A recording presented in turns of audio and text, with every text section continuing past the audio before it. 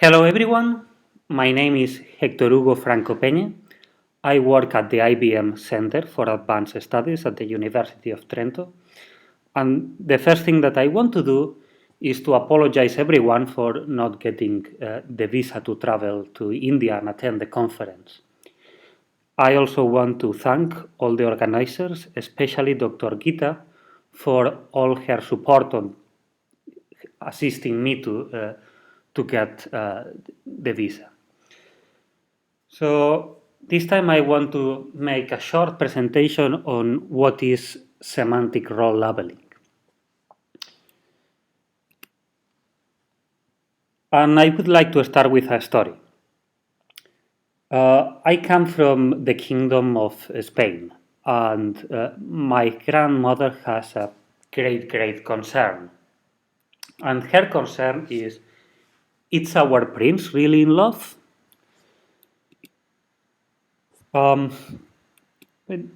she is interested in knowing if that's true or not, but you know, gossip is always more interesting. So in this way, she managed to learn how to use internet and search for this kind of stuff and share it with her friends. And I would like to mention that so far, natural language processing, before I start using semantic role labeling, has been very successful. One of the most common way to do the things is by measuring the frequency of words and then using a statistical model to perform one or another task. For example, to build a search engine or to classify different news on different topics or categories, detecting depression on bloggers, or even detect the sentiment of text, which is useful to improve the prediction of the stock market or even get feedback for products, by, for example, analyzing tweets about what people think on one or another product. So when my grandmother searches something like Prince Carl of Theresa, because of this counting words and searching for frequencies, sometimes she gets something like Prince Carl and Theresa love having seafood for dinner.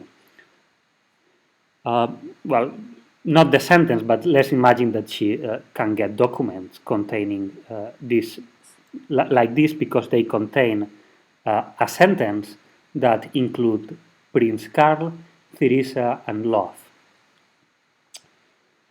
The problem is that my grandma gets annoyed because this is not what she's looking for. So the engineers had to do the things in a different way.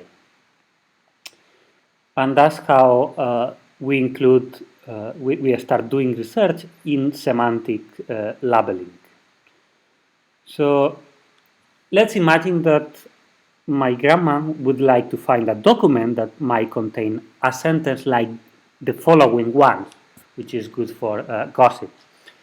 As you can see, there is no word love inside the sentence. But if the computer can identify the predicate fancied and disambiguate the meaning and then realize that it means love, or in the sense of personal affection, and probably is the same meaning as in the query she was searching for. So what semantic role labeling does is take a plain text and identify verbs or predicates and label the rest of the sentence in relation to the predicate. So in this sentence, we can see that Carl is the lover, Theresa is the loved person, and the first day they met is the starting time. So there is one predicate and 3 arguments.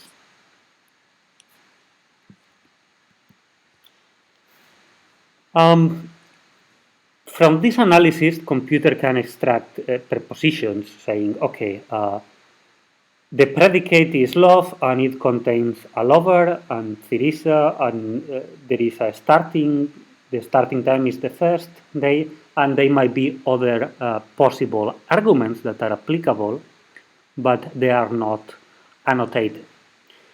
And extracting these patterns, computers are able to compare different texts and search across them in a much easier way because it's a format that it's easier for computers.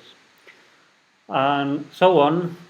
In this way, my grandma managed to be happy and sleep well every night. Now, the important semantic role labeling systems do not perform a task useful on its own, but they enable other systems to get further developed. For example, I would like to point the IBM Watson deep question answering system, which happens to be already a world champion in the Jeopardy TV show. And here I just want to show two pictures of one is the show and the other is the avatar of Watson.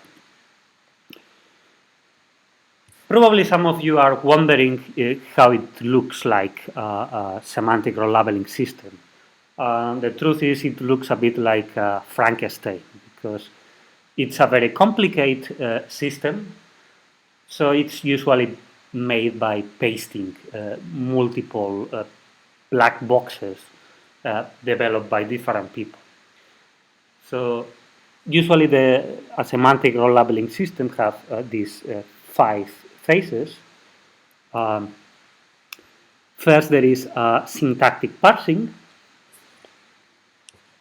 Then there is predicate identification and classification.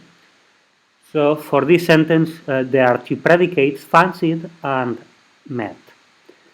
I'm only going to analyze the first one to keep things simple.